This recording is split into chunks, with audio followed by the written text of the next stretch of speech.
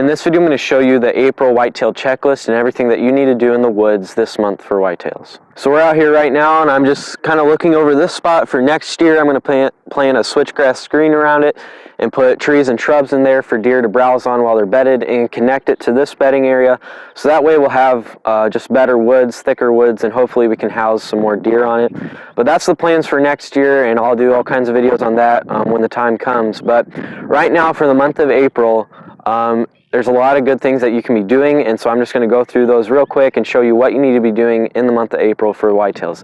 So the first thing that I'm doing is planting switchgrass, and so that's the number one thing for April is planting switchgrass. There's not going to be a lot to do in April, at least in the April this year. I'm not doing a lot, and this is going off of what I'm doing every year. So the April deer checklist last year is going to be different than the one this year. So if you want to see what all you can do, make sure you check out the one last year and the one this year. I have a playlist on my YouTube channel. I think it's just Whitetail Checklist, so make sure you check that out if you're really looking to work on habitat for the deer this month. But switchgrass is the number one priority right now in the month of April, making sure that you're getting that switchgrass in the ground, disking it up right now, spraying, all kinds of that stuff. So I've showed how to plant switchgrass. I'll do some more videos on that later this year, but we just had some rain last night and the day before that, so switchgrass should be popping up here soon. I'm going to go check on it after this video, after I make this. But switchgrass behind the food plot's popping up, and then hopefully by the other bedding area about 400 yards away, that'll be popping up too. So make sure you stay on top of those weeds in the summer. You're not really doing that in the month of April. It's just really important. I didn't do that last year. The food plot's looking decent. It's not that great, but one of my other stands of switchgrass is not doing well at all. So we'll have to see how it does in the summer, and I'm definitely going to mow it either way if it's doing good or bad. So I'm going to have to mow a bunch this summer because I didn't stay on top of those weeds.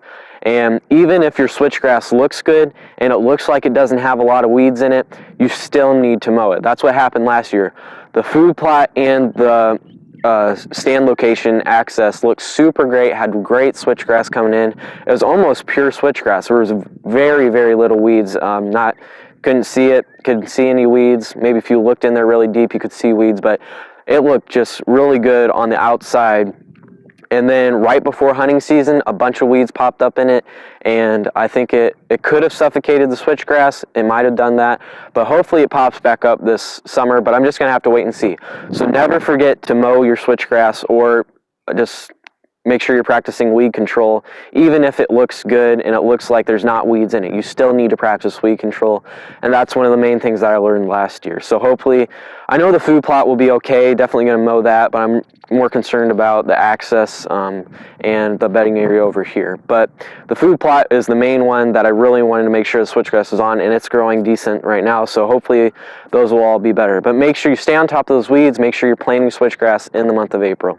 And then also in April, you can do this in March as well. I did mine in March, but you can do it in April all the way through May probably, is transplanting trees. So if you got, I know we have some trees around the pond, we got some trees just scattered in the woods that don't necessarily need to be there and could be used for better purposes. And so that's what I'm going to do right here.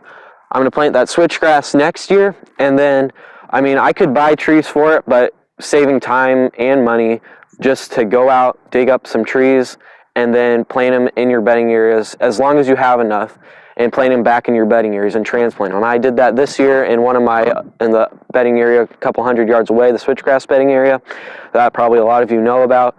And I did that just a month ago, and those trees are popping up right now. They're already blooming. I transplanted them and they're looking great. So that worked really well, and I'm glad that that worked really well.